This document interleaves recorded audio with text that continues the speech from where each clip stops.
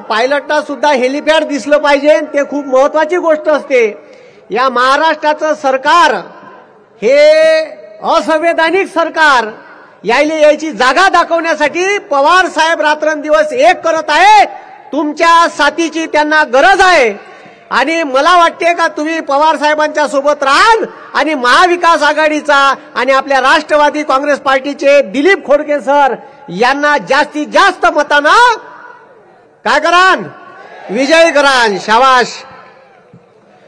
सध्या या साहेब मी इथं आल्याबरोबर एका गरीब शेतकऱ्यानं माझ्यापाशी 500 रुपये दिले आणून, आणि खोडके सर हे तळागाळातले आहे, लोकांचे प्रश्न मांडणारे आहे। सर हे तुम्ही तुमच्या हाताने 500 रुपये दे जा असं मला त्यांनी सांगितलं। कृपया ते शेतकरी असन इथं याव, आम्ही ते खोडके सरांच्या हाती 500 रुपये देतो। त्या शेतकऱ्यानं माझ्यापाशी दिले, ते म्हणे का तुम्ही द्या। म्हणजे इथं जुडणारा प्रत्येक माणूस हा खोडके सरांसोबत तळागाळातून जुळलेला आहे। आणि इथं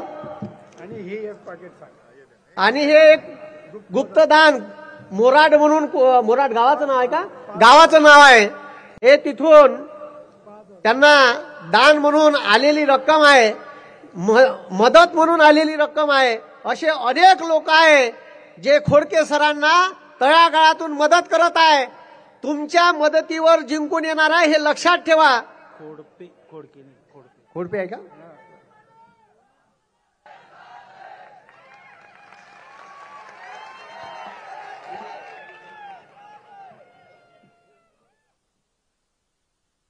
आता या सरकारने एक योजना चालू केली, लाडकी बहीण।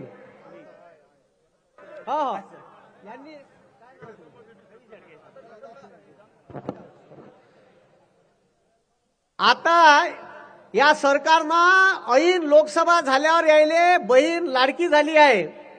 आणि आपल्याला नरेंद्र मोदी साहेबांना सांगितलं होतं 2014 का मी स्वित्झर्लंडच्या बँकेतून ब्लॅक मनी आणीन, आणि तो ब्लॅक मनी आला का प्रत्येकाच्या अकाउंटवर किती लाख टाकीन, 15 लाख। आले का? आले ना? नाही आले का? 15 लाख टाकींची घोषणा केली होती।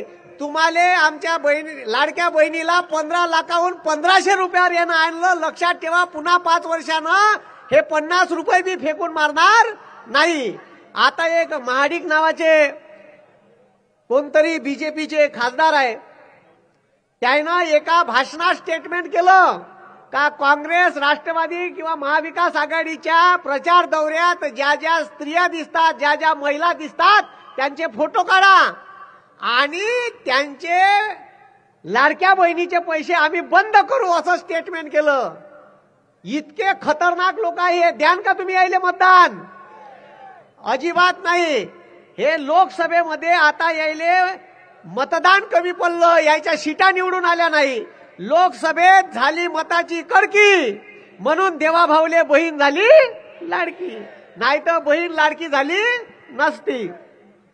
आता मी यायचं त्या महायुती सरकारचा जाहीरनामा वाचला, त्याच्यात त्या जाहीरनाम्यात बीजेपी सरकार म्हणते का शेतकऱ्याला सोयाबीनचे 6000 भाव देऊ। अबे साले हो म्हणा, 4892 आहेत हे देणं नाही होऊन राहिले।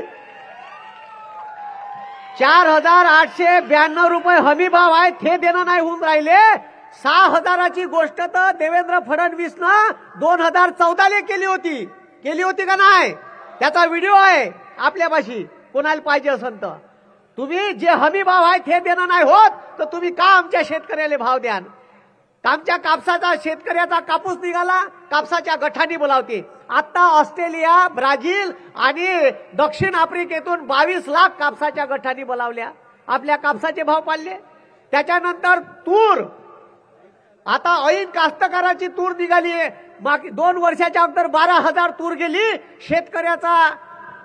ठीक आहे, शेतकऱ्याच्या तोंडात जेव्हा घात झाले येते तेव्हा हिसकावून घेण्याचं काम हे सरकार करते। इजिप्तवरून तुरीची डाळ बोलावली का नाही? आणि ते तुरीची डाळ तिले भोगदाड पडले, आमच्या तुरी 4000वर आल्या, आणि ते भोगदाड पडलेली डाळ कंट्रोलमध्ये तुम्हाला 32 रुपये किलोने इकली आहे ना? इकली का नाही? अरे इकली का नाही? पण ते 2027 आता आमच्या वर्धा जिल्ह्यात मोदी साहेब येणार होते. त्या मोदी साहेबाचे फुकट गव्हर्नमेंटच्या जागेवरून मुरमाचे ट्रक चालले होते. मी अडवले. आता त्याच्या जाहीरनाम्यात वाचलं का 2027 पर्यंत 48,000 गावापर्यंत आम्ही पांदन रस्ते करू. आता तुम्हाला सांगतो यायनं शेतकऱ्याशी काही लेणं देणं नाही. सिमेंटचे जे रस्ते आहेत तिथं गल्लोऱ्या जास्त खायला भेटते ना. बमाड सिमेंटचे रस्ते बांधले पण शेतकऱ्याच्या पांदन रस्त्यासोबत लेणं देणं नाही. ह्या केवळ यायनं फेकलेल्या फोकनाड्या आहे.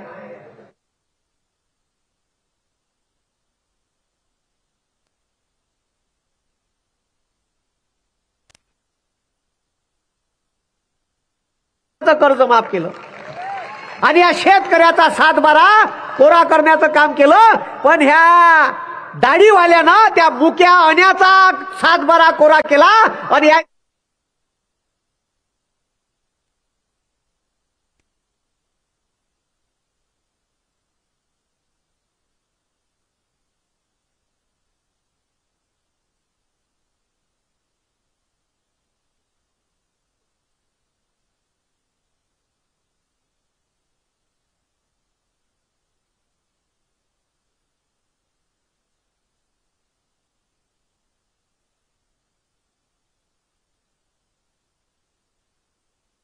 काढली होती म्हणे एअर इंडिया सारखी. मी म्हणलं त्या एअर इंडिया विकली कंपनी. पण एअर इंडियाचे ज्या मोक्याच्या जागा होत्या त्याचे 2 भाग केले. पाहे किती बदमाश आहे. कुठं गल्लोऱ्या खाता येते. इतके भ्रष्टाचारी आहे हे का त्या विमान कंपनी विकली. पण मुंबईले नरिमन पॉइंटच्या समोर एअर इंडियाचं मोठं ऑफिस आहे. नागपूरले सेंट्रलमध्ये मोठी बिल्डिंग आहे. ते विकली नाही. ह्या कंपन्या ठेवल्या आहेत तशाच. आणि बीजेपीच्या मोठ्याल्या माणसाला द्यायच्या आणि तिथं डेव्हलपमेंट करून त्या विकायच्या असं यायचं प्लॅनिंग आहे. म्हणून मी एवढंच सांगतो का आता येणाऱ्या निवडणुकीत या सरकारनं भ्रष्टाचार करण्यात छत्रपती शिवाजी महाराजाचा पुतळाही सोडला नाही. मालवणले छत्रपती शिवाजी महाराजाचा पुतळा 8 महिन्याच्या अगोदर बांधला. तो बांधलेला पुतळा 8 महिन्यात पडला. महाराष्ट्राचा स्वाभिमान, महाराष्ट्राची अस्मिता मातीत मिसळण्याचं काम या महायुतीच्या सरकारनं केलं आहे. आणि जर महाराष्ट्राच्या जनतेनं ठरवलं तर याच 20 तारखेला या सरकारले मातीत घालल्याशिवाय ही जनता ठेवणार नाही. आणि म्हणून हे भ्रष्टाचारी सरकार 50 खोके एकदम ओकेवालं जे सरकार आहे. आता तुम्ही पाहिलं असन इथं सरांच्या विरोधात जे उभे आहे त्याचा एक व्हिडिओ व्हायरल झाला. बाईसारखे बसून आहे. पाहिलं का? आणि ते बाईसारखे बसून भोप होऊन राहिले लपत. त्याचा विकास त्या एका व्हिडिओ मधून दिसला. तो व्हिडिओ व्हायरल करा का त्यांनी खरंच तुमच्या मतदारसंघाचा विकास केला का? ही सर्वसामान्य गोरगरीब जनता सरांच्या सोबत आहे. आणि हे खोडपे सरांच्या सभेला मला असं वाटते का मी काल या मोदीच्या धोरणावर आणि हे जे देवेंद्र फडणवीसचं सरकार आहे यानं या महाराष्ट्राच्या पोरायले बेरोजगार करण्याचं काम केलं आहे. मिहानमध्ये नागपूरला टाटा एअरबसचा मोठा प्रोजेक्ट होणार होता. तो प्रोजेक्ट आता दिवाळीच्या 2 दिवस अगोदर नरेंद्र मोदी यांनी गुजरातमध्ये उद्घाटन केलं. इथं आपल्या शेतकऱ्याचे, गोरगरीब कष्टकऱ्याचे इंजिनियर, पॉलिटेक्निक आणि ITI झालेले पोरं लागले असते. या पोरायचा रोजगार कोण हिसकवला? तर या देवेंद्र फडणवीसच्या सरकारनं हिसकवला. हे लक्षात ठेवा. त्याच्यानंतर वेदांता फॉक्सकॉन नावाची मोठी कंपनी होती सेमीकंडक्टरची. 1,76,000 करोड रुपयाची गुंतवणूक महाराष्ट्रात होणार होती. या कंपनीत 2 लाख कोट्याले रोजगार भेटणार होता. हे बंदेच्या बंदे प्रोजेक्ट गुजरातले नेले. हे सरकार गुजरातच्या मोदीच्या दावणीले आहे. आणि म्हणून आपल्याला येणाऱ्या निवडणुकीत काही बदल घडवायचा आहे तर आपल्याला पवार साहेबांची, आदरणीय पवार साहेबांची साथ द्या लागेल. याच्यासाठी महाविकास आघाडीचा एक उमेदवार म्हणून, राष्ट्रवादी काँग्रेसचा एक उमेदवार म्हणून खोडपे सरांना जास्तीत जास्त मतानं काय करायचं आहे? विजयी करायचं आहे. म्हणून एक कविता आपल्या शेतकऱ्यावर, सगळे शेतकरी बांधव आहे इथं, त्याच्यावर एक कविता सुचली, मी काल लिहिली. माया बापाच्या सोयाबीनले नाही भाव, माया बापाच्या सोयाबीनले नाही भाव, अन दाढीवाला आखते शेतकऱ्याले मारण्याचा डाव, अन दाढीवाला आखते शेतकऱ्याले मारण्याचा डाव. मला असं वाटते का या महाराष्ट्रात, या देशात एकमेव असा जादूगर आहे राजकारणातला. हे जे दिल्लीतलं मोदीचं मडकं आहे ना, हे मडकं दोन गोट्यावर टिकून आहे सध्या. एक बिहारचा गोटा आहे नितीश कुमार आणि एक गोटा आहे चंद्रबाबू नायडू. हे दोन गोटे साहेब तुम्ही काढा आणि हे मडकं का नाही गणलवास आलेले. जोपर्यंत त्या केंद्रातलं हे मडकं गलणार नाही तोपर्यंत आपल्या मालाले भाव भेटणार नाही. या देशात आरक्षणाची मर्यादा 50% पेक्षा जास्त वाढवायची आहे, तर जातीनिहाय जनगणना झाली पाहिजे. आणि अमित शहा लोकसभेत सांगते, स्टेटमेंट देते का जातीनिहाय जनगणना करणार नाही आणि तुम्हाला आरक्षण भेटणार नाही. आहे ते आरक्षण कसं खतम करायचं याचं प्लॅनिंग त्याचं चालू आहे. आपल्या गोरगरिबाचे पोरं शिकले नाही पाहिजे याचं प्लॅनिंग चालू आहे. म्हणून माया बापाच्या सोयाबीनले नाही भाव आणि दाढीवाला आखते शेतकऱ्याला मारण्याचा डाव. ज्या त्या कंपन्या इकणं चालू आहे, एअर इंडिया इक, भारत पेट्रोलियम इक, अमक इक, ढमक इक, म्हणते काँग्रेसनं का केलं, तर सालेव तुम्ही जे इकून राहिले ना ते काँग्रेसनं केलं होय.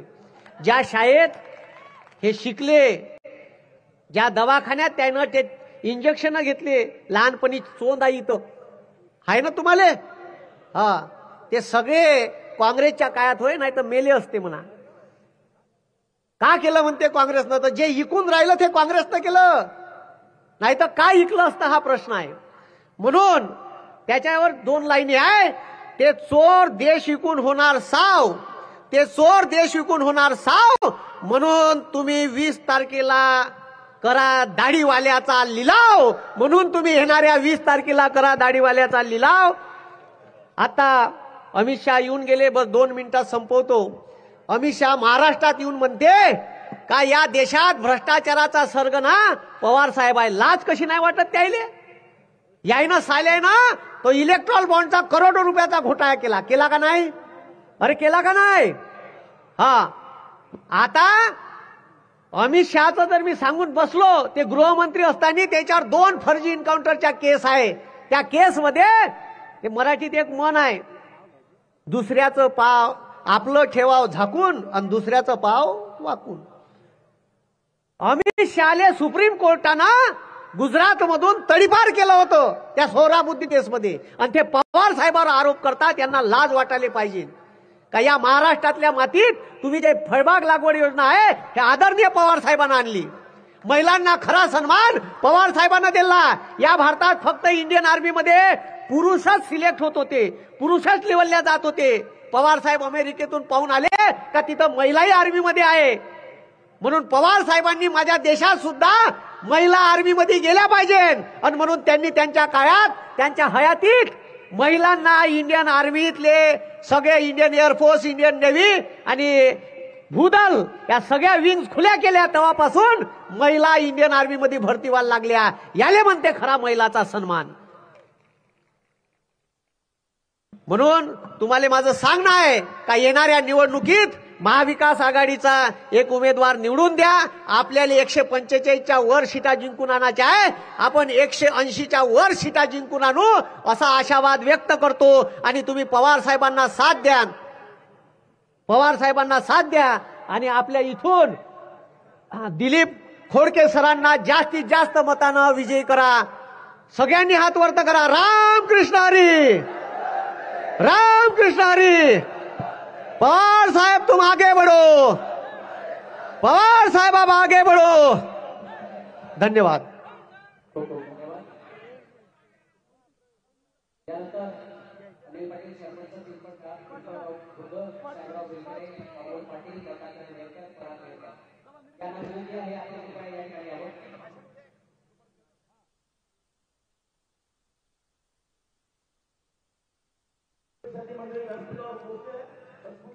आजच्या या सभेस उपस्थित असलेले राष्ट्रवादीचे आधारस्तंभ आणि आपल्या सर्वांचे आवडते मार्गदर्शक आदरणीय शरदचंद्रजी पवार साहेब, प्रमुख वक्ते, ज्यांचं आपल्याला आकर्षण होतं असे कराळे मास्तर व सर्व मान्यवर, आज खरं म्हणजे आपण येत्या 20 तारखेला होणाऱ्या निवडणुकीसाठी येथे जमलेलो आहोत. तत्पूर्वी मला एक किस्सा सांगावासा वाटतो. तर मी जनता हायस्कूल नेरीमध्ये शाळेमध्ये होतो आणि आमच्या शाळेच्या आधारस्तंभ आदरणीय स्वर्गवासी अमृतदादा पाटील यांच्या पुतळ्याचं अनावरण होतं. तेव्हा साहेब आमच्या इथे आलेले होते. तेव्हा मी पार्किंगची व्यवस्था पाहत होतो. साहेब जनता हायस्कूलला आले तेव्हा. आणि आज मला अभिमान आहे की आज माझ्यासाठी ते येथे आलेले आहेत.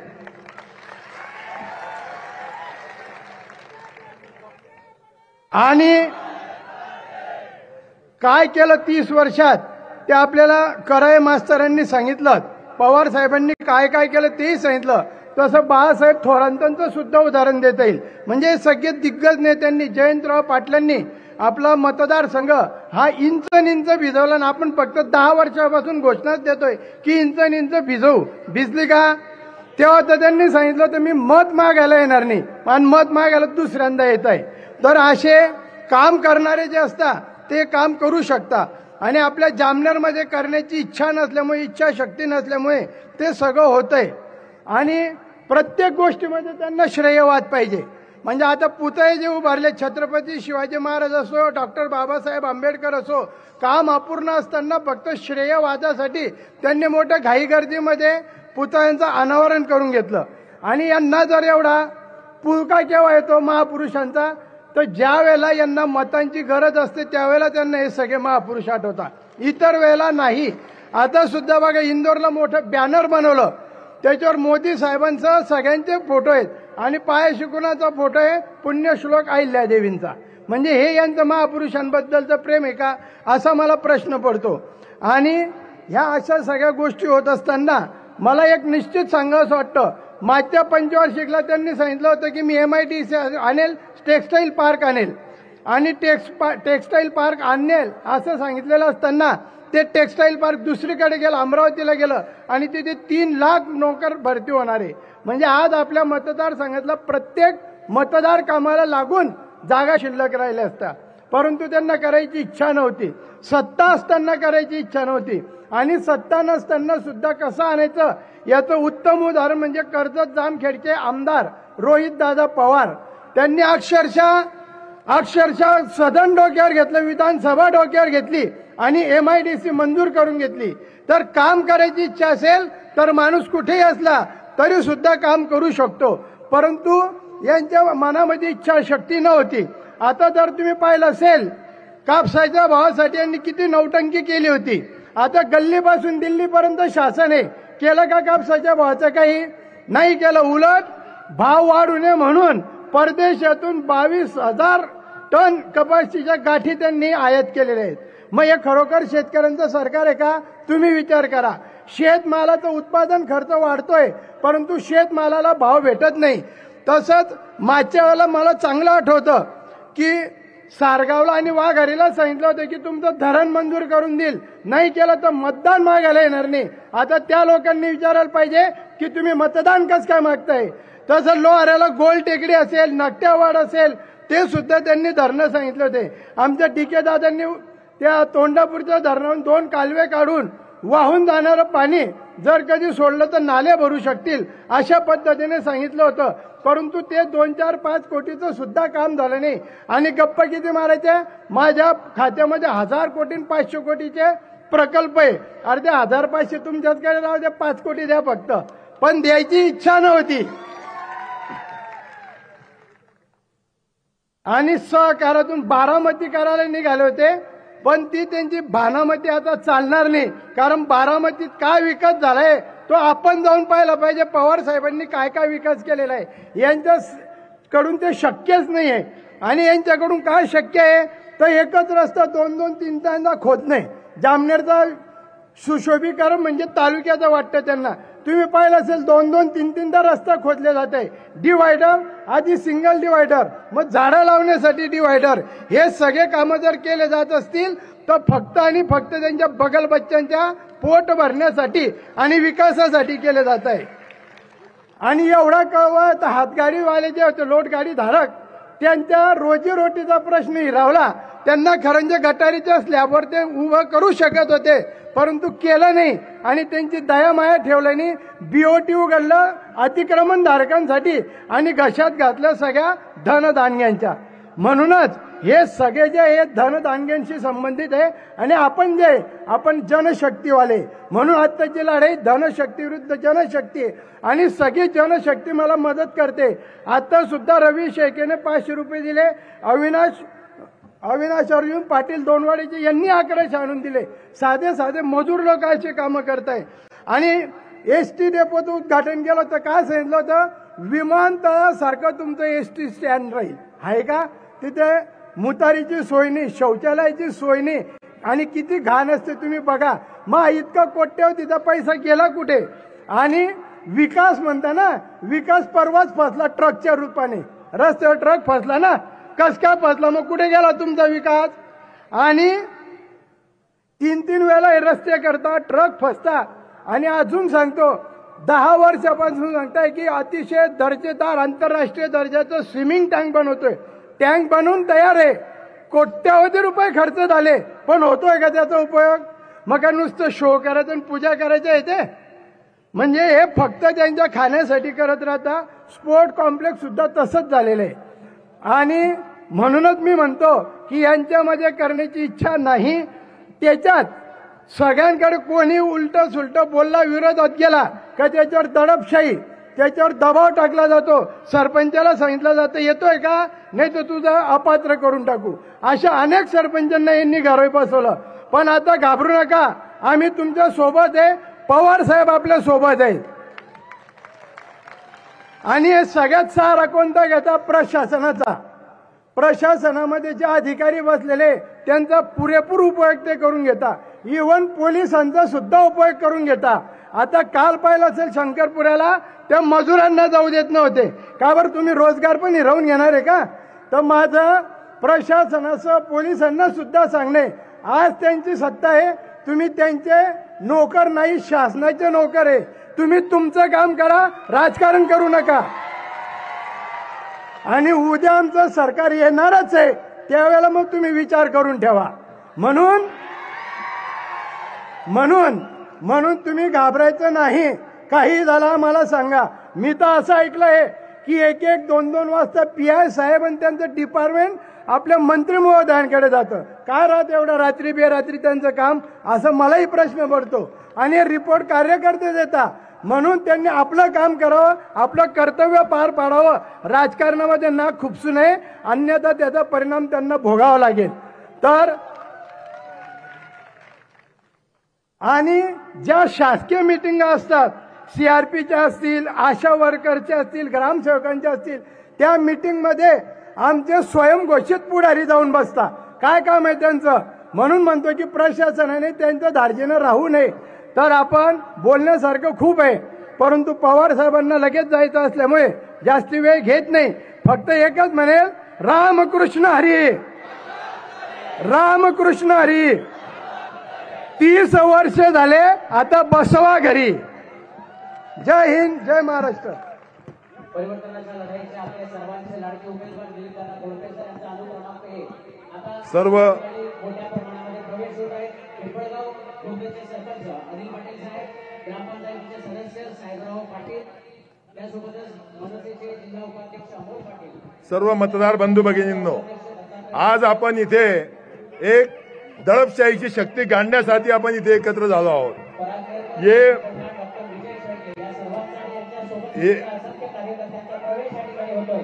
प्रचंड टाळ्यांच्या गजरामध्ये आपण त्यांचं स्वागत या परिवारामध्ये करूया.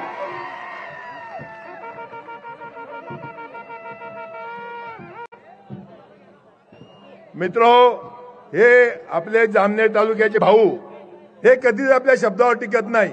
तुम्हाला सर्वांना माहित आहे, यांनी घोषणा केली होती की यांच्याकडे खूप मोठा पक्षप्रवेश मागच्या 6 महिन्यामध्ये झाला मुंबईला. आणि तिथून घोषणा झाली की आमच्या गिरीश भाऊंना तुम्ही आता तालुक्यात येऊ नका, तुम्ही महाराष्ट्रात फिरा, तुम्हाला 1 लाख मताने निवडून आणू. आणि गिरीश भाऊंनी जामनेरमध्ये घोषणा केली की मी तालुक्यात फॉर्म भरल्यानंतर येणार नाही, डायरेक्ट 20 तारखेला येईल. मी तालुक्याला बारामती केला आहे. मित्र, मी तुम्हाला विचारू इच्छितो, किती कारखाने यांनी 30 वर्षात आणले सांगा? एक कारखाना आणला का? हात जोरात बोला. याने कोणची विकासाची योजना आणली का? यांनी किती योजना फसव्या आणल्या? यांनी लिफ्ट इरिगेशनचं दर 5 वर्षाला उद्घाटन करतात, ती लिफ्ट इरिगेशन झाली का? 2 मिनिट ये सब पब्लिक मानिंग नहीं. ठीक है, दूसरा भाषण तक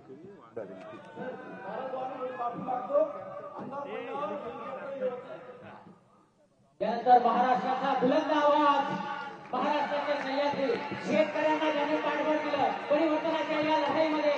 आंखों पे पानी रखो, होठों पे चिंगारी रखो, जिंदा रहना है तो तरकीबें बहुत सारी रखो, राह के मंदिर से बढ़कर कुछ नहीं है, मंजिलें रास्ते आवाज देते हैं, सफर जारी रखो, सफर जारी रखो. प्रचंड काळ्यांच्या गजरात जोर हात वर करून प्रचंड काळ्यांच्या गजरात अडगळे साहेबांना विनंती करतो की आजच्या या जाहीर सभेला आपण संबोधित करावं. अशा या कार्यक्रमाचे अध्यक्ष आणि राष्ट्रवादी काँग्रेसचे जिल्ह्याचे अध्यक्ष प्रमोद पाटील, आपल्या सगळ्यांचे उमेदवार दिलीप खोडकेसर, लेखक भास्करराव काळे, व्यासपीठावर असलेले श्रीराम पाटील, राजा जोळीक, डी के दादा पाटील, प्रमोद पाटील, प्रवीण गरुड, राजेंद्र चौधरी, राजूभाऊ भोगला, पारस रानवाणी, ॲडव्होकेट बोरसे, शंकर राजपूत, नाना राजू पाटील, अन्य सरकारी आणि हजारोच्या संख्येनं उपस्थित असलेले तुम्ही बंधू भगिनी,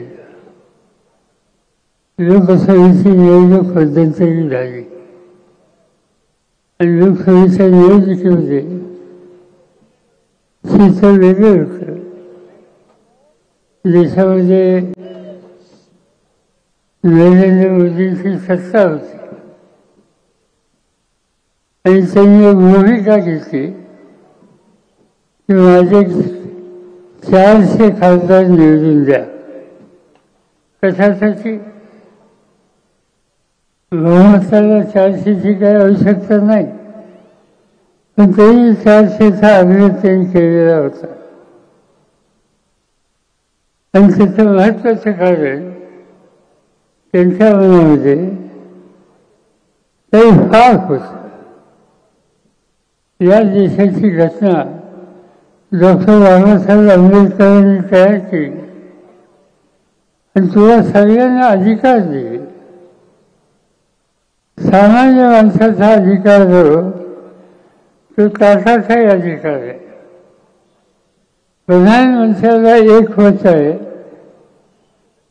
आणि तुमच्या बंजारा समाजाच्या चांगल्याच्या बंजाराला सुद्धा एकच मत आहे. हा मताचा अधिकार बाबासाहेब आंबेडकरांनी या देशाच्या सगळ्या जनतेला दिला. 400 खासदार माझे निवडून द्या हे सांगण्याचा अर्थ आहे की हा आंबेडकरांचा अधिकार त्याच्यामध्ये हस्तक्षेप करण्याचा लाभ हा मोदी साहेब त्यांच्या सरकारांचा होता.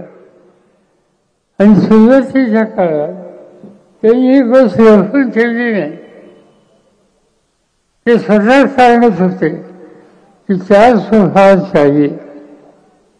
त्यांचे एक सहकारी राज्यमंत्री होते केंद्रामध्ये, बंगल्याचे होते, त्यांचं नाव आज ते ग्रस्त, त्यांचं नाव हेगडे. आणि हेगडेंनी भाषण केलं की आम्हाला 400 जागा पाहिजेत. कोणत्याही पत्रकारांनी त्यांना विचारलं एवढ्या जागा कशाला पाहिजेत. त्यांनी उत्तर दिलं, मोदी साहेबांना या देशाच्या गतीने बदल करायचा आहे. ते 400 खासदार नसतील तर हा बदल करणं शक्य नाही. लपून ठेवलं नाही. राजस्थानमध्ये निजाम नावाच्या मुलीने खासदार त्यांनी सांगितलं की आम्हाला 400 खासदार पाहिजे. त्याचं कारण या देशाच्या घटनेमध्ये संविधानामध्ये आम्हाला बदल करायचा आहे.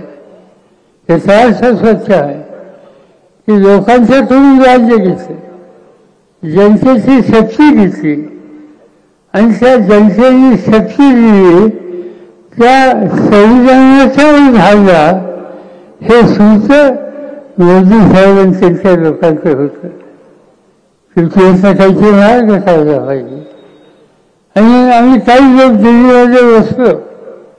मी स्वतः होतो, सोनिया गांधी होते, राहुल गांधी होते, काँग्रेस पार्टीचे लोक होते, दिल्लीचे मुख्यमंत्री केजरीवाल होते, अन्य पक्षाचे लोक होते. आणि सगळ्यांनी बसून आम्ही ठरवलं की या देशाच्या घटनेवर संकट आणणाऱ्या प्रवृत्तीला कुठे अवलंबून पाहिजे. आणि त्यासाठी आम्ही इंडिया आघाडी नावाचं संघटन तयार केलं आणि त्या संघटनेच्या मार्फत आम्ही लोकसभेच्या निवडणुका लढवल्या. लोकांनी पाठिंबा दिला. तेव्हा हवं तशी शक्ती दिली नाही. महाराष्ट्रामध्ये काय झालं? महाराष्ट्रामध्ये वेगळं शिक्षण. महाराष्ट्रामध्ये 5 वर्षापूर्वी निवडणूक झाली. माझ्या पक्षाला फक्त 4 जागा होत्या आणि काँग्रेसला 1च जागा होती. पण मोदी साहेबांचा हा डाव लक्षात आल्याच्यानंतर आम्ही लोकांनी महाराष्ट्राच्या कामात जाऊन लोकांना संबोधित केलं. हा 400चा धोका काय सांगितलं.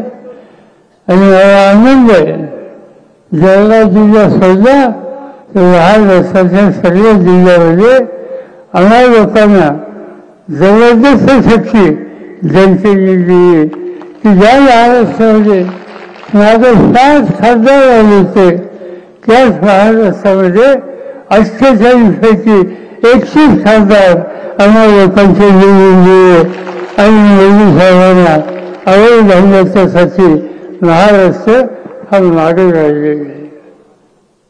तर सांगेल पण त्यांनी इतरांच्या मदतीने सरकार चालवलं. आता विधानसभेची निवडणूक आहे. महाराष्ट्राचा कारभार कुणाच्या हातावर द्यायचं याचा निकाल तुम्हाला घ्यायचा.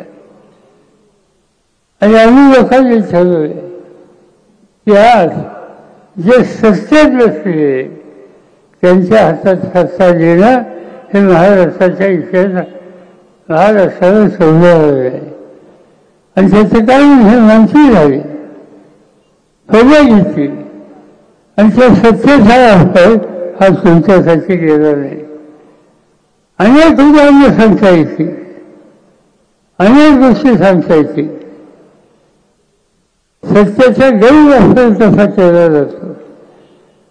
सर्व महाराष्ट्राचं सोडा तुमच्या जळगाव जिल्ह्यामध्ये तुमच्या तालुक्यामध्ये काय स्थिती आहे. मध्यंतरी पुण्यामध्ये काही तरुण मुलांनी रात्री गाडी जोरात चालवली आणि 2 लोकांचा त्याच्यामध्ये मृत्यू झाला. आणि हे सगळे लोक वरच्या घरचे होते. त्याच्यावर सरकारने कारवाई केली नाही. हे घडलं पुण्यात सोडा. रामदेव आजी नावाचं गाव तुमच्या इथे आहे माहिती तुम्हाला. रामदेवी तिथे बंजारा समाजाचा चालला आहे माहिती आपल्याला. त्या बंजारा समाजाच्या चालल्यामध्ये काही श्रीमंत लोकांनी गाडी अशी फार गाडी चालवली आणि बंजारा समाजाच्या 4 व्यक्तीला धक्का लागला. ते जागेजागी ठार झाले. आणि हे लोक कोण होते, कोणाचे जोडीदार होते. ही घटना घडली 7 मेला आणि गुन्ह्याची नोंद झाली 15 दिवसानंतर 23 मेला. आणि हे प्रकरण दाबण्याचं काम कोणत्या माध्यमाने केलं त्याची माहिती मला सांगायची आवश्यकता नाही. तुला सांगायला ठाऊक आहे हे कोणी केलेलं आहे. अनेक गोष्टी सांगितल्या तुम्हाला, हे करू ते करू ते करू. खानदेशामध्ये कापूस पिकतो. कापसाचं पीक तुमच्या जिल्ह्याचं महत्वाचं पीक. नेत्यांनी फुलारांनी तुमच्या आमदारांनी जाहीर केलं की या तालुक्यामध्ये 1500 एकरावर मी टेक्स्टाईल भाग काढणार. तरुणांच्या हातात काम देणार, कापसावर चांगली किंमत देणार. लोकांना असं चांगली गोष्ट आहे, अधिक पैसे मिळतील, चांगले आहे, त्याला सहकार्य करू. टेक्स्टाईल भाग करणार. आज त्या ठिकाणी गेल्या 4 वर्षात टेक्स्टाईल भागची प्रगती शून्य आहे. काही मिळालं नाही त्या ठिकाणी. टेक्स्टाईल भाग झाला नाही. कापसाला भाव देणार होते. महाराष्ट्रात अनेक ठिकाणी टेक्स्टाईल भाग आहे. माझं स्वतःचं गाव बारामती, 1 एकर सुद्धा कापूस नाही. कापूस हा इथं खरेदी करतो, धुळ्याचं करतो, मराठवाड्याचं करतो आणि टेक्स्टाईल भाग त्या ठिकाणी चालवतो. त्या टेक्स्टाईल भागकडे 8,000 मुली काम करतात आणि MIDC आणि टेक्स्टाईल भागकडे 20,000 लोक त्या ठिकाणी काम करतात. काय इथे होऊ शकलं नाही. राज्याची सत्ता तुमच्या हातात. तुमच्या शेतकऱ्यांनी कापूस पिकवला, तुमची गरज भागवली, टेक्स्टाईल भाग काढला म्हणून घोषणा केली आणि त्याच्यामध्ये काही केलेले. मला आठवत आहे 2012 याच लोकांनी कापसाला 7,000 रुपये भाव देऊ म्हणजे आंदोलन केलं. 7,000 भाव किती मिळाला?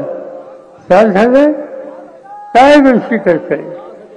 कापसाचं पीक काळ्याशी इमान राखणाऱ्या शेतकऱ्यांनी घाम घालून कापूसाचं पीक घेतलं, चांगली किंमत मिळाली म्हणून, पण त्याच्यावर त्याला भाव मिळाले. 7,000चा शब्द त्यांनी पुरा केला नाही. आघाडीचं सरकार होतं त्या काळात 12,000 रुपयांपर्यंत सुद्धा भाव गेले होते.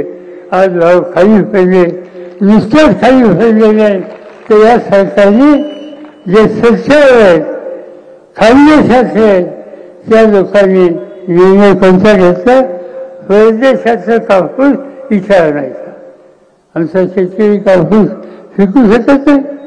काय परदेशाचा कापूस इथे आणायचा आणि म्हणून कापसाचे भाव पडले. 2012 अधिक भाव मिळवण्यासाठी इथे आमदारांनी आंदोलन केलं. आता सत्ता त्यांच्या हातात आहे. कापसाचे भाव पडले, एक शब्द सुद्धा कापसासंबंधी हे लोक बोलत नाहीत. याचा अर्थ आहे की शेतकऱ्याचं कापूस उत्पादकांचं फसवणूक करण्याचं काम या राज्याच्या या ठिकाणच्या नेते लोकांनी केलं. आणि सत्ता हातामध्ये ते लोकांना मदत करायची. राष्ट्रवादी काँग्रेसचा कार्यकर्ता एखाद्या कामासाठी गेला, काम होत म्हणून सांगायला गेला तर त्या कार्यकर्त्यांना दंड देतात. यंत्रणेचा वापर त्या कार्यकर्त्यांच्या विरुद्ध करतात. मी स्वच्छ सांगू इच्छितो, या नेत्यांनी योग्य कामाच्यासाठी मागणी करणाऱ्या कुठल्याही कार्यकर्त्यावर जर त्यांना दंडाची दिली तर त्यांना एवढं सांगा की ज्या गावच्या बोली त्याच गावच्या वावली तेव्हा वास्तविकतेचा आम्ही लोक राहिला. कशासाठी सत्ता होती? जलसंपदा खातं हे तुम्हाला लोकांच्याकडे आलं. जलसंपदा म्हणजे काय करायचं?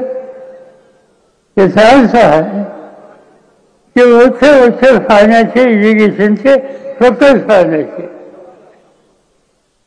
जामनेर विधानसभा क्षेत्रात एक सुद्धा प्रकल्प फाळला नाही. आणि जे जुने प्रकल्प होते त्याची जमीन घेतली होती त्याची किंमत अजून दिलेली नाही. तालुक्यामध्ये क्षेत्र फाळण्याखाली आणून हा शब्द दिलेला होता. ते कुठं लागायला मिळाली. आज त्या समितीचं काही काम त्यांनी त्या ठिकाणी केलेलं आहे. या ठिकाणी जैन समाज असतो. भगवान महावीर जैन यांची जयंती साजरी या ठिकाणी केली जाते. आणि जाणण्याचं वैशिष्ट्य हे आहे की जैन समाजाच्या एका महिलेला महावीर जयंतीच्या दिवशी अटक केली. ती काही वागणूक झाली. महिलांना या पद्धतीची वागणूक केली जाते. आणि असंख्य हातामध्ये सत्ता आहे आणि ते तुम्हाला सांगतात पुढच्या 5 वर्षासाठी माझ्या हातामध्ये सत्ता आहे आणि निकाल घ्यायची वेळ ही आलेली आहे. आम्ही काय वाचन ते करतोय. पण आमच्या मूलभूत अधिकारावर गदा आणण्याचं काम तुम्ही करत असेल तर तेव्हा त्याचा धडा दिवसर राहणार नाही. उद्याची ही निवडणूक आहे. काही चिंता करू नका. निवडणुकीमध्ये जाऊन मतदान करा. त्या ठिकाणी मोठ्या मताने सत्ताधारी लोक त्यांचा फराव करा. तुमचे अनेक प्रश्न सोडवायचे आणि ते प्रश्न सोडवण्यासाठी एक जबरदस्तीसाठी तुमच्या सामुदायिक प्रयत्नामध्ये आहे. आणि तुमचे सामुदायिक प्रयत्न हे मजबूतीने करा. माझी खात्री आहे की तुम्हाला यश मिळायचं राहणार नाही. आज या ठिकाणी एक साधा शिक्षक यांना संजीवनी लोकांनी दिली. जीव करते. हा काही धनिक माणूस नाही आहे. हा सामान्याचा प्रतिनिधी आणि लोकांना हे आवडतं. अहमदनगर जिल्ह्यामध्ये पारनेर नावाचा एक तालुका आहे. त्या तालुक्यामध्ये निलेश लंके या माणसाला आम्ही चिकित्साची संधी दिली. मी त्याच्या घरी गेलो. त्याचं घर म्हणजे 10 बाय 10चं घर, प्रत्येकाचं घर. तिथे राहणारा हा पण जनतेत काम करणार. आणि त्यांना उभं केलं. त्याच्यासमोर 2-3 साखर कारखान्याचे मालक असलेले धनाढ्य श्रीमंत या व्यक्तीकडे राहिला. आमचा लंके हा साधा माणूस, सायकलवर राहणारा माणूस. लोकांनी निकाल घेतला. तुमच्याकडे पैसा असेल, तुम्ही धनाढ्य असाल, तुमच्या पैशाचा रसाव तुम्हाला पण कष्ट करणारा प्रामाणिक काम करणारा निवेश त्या लोकांनी निवडून दिलं. आज देशाच्या लोकसभेमध्ये आम्हाला लोकांच्या शेजारी हा ग्रस्त बसतो आणि त्या भागातल्या लोकांचं दुःख ओळखतं. माझी खात्री हीच आहे की हेच चित्र या जिल्ह्यात होणार आहे. जीव कधी सर्वांना तुम्ही मोठ्या मतांनी निवडून दिलं तर हेच सगळे लोक होणार आहेत. तिथं दुसरं जिल्ह्यासारखे जो प्रामाणिक आहे, जो जनतेच्यासाठी काम करतो, त्या खानदेशामध्ये जळगावकरांनी महाराष्ट्राला दिले आहे. आणि असं स्वच्छ प्रामाणिक सामान्य कुटुंबाचे शिक्षकी भ्रष्टाचार या व्यक्तीला आज या ठिकाणी राष्ट्रवादी आणि त्यांच्या वतीनं उमेदवारी संधी मोठ्या मतांनी त्यांना विजयी करा एवढंच या ठिकाणी सांगतो. माझी खात्री आहे की तुमच्या मताच्या साक्षीवर जे महाराष्ट्राच्या विधानसभेमध्ये जातील आणि जळगाव जिल्ह्याचं नाव जातील सर्व महाराष्ट्राच्या कानाकोपऱ्यात की असा भाग्य सामान्य कुटुंबाचा आमदार तुम्ही दिला हे दुसरीकडे कुठे होऊ शकत नाही. ते जाणण्याच्या जनतेने करून दाखवलं.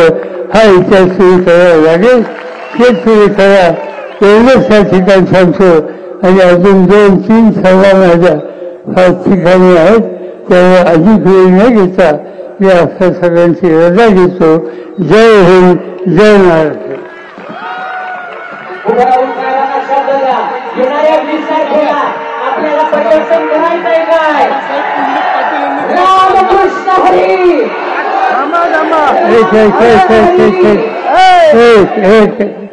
इथं माझ्याकडे आबासाहेब पाटील एक समाजसेवक आहेत. त्यांनी खोपटे घरांच्या या निवडणुकीला मदत करण्यासाठी 25,000 रुपयाचा चेक या ठिकाणी दिलेला आहे. तो मी त्यांना सादर करतो. महाराष्ट्राचा बुलंद आवाज. महाराष्ट्राचा बुलंद आवाज.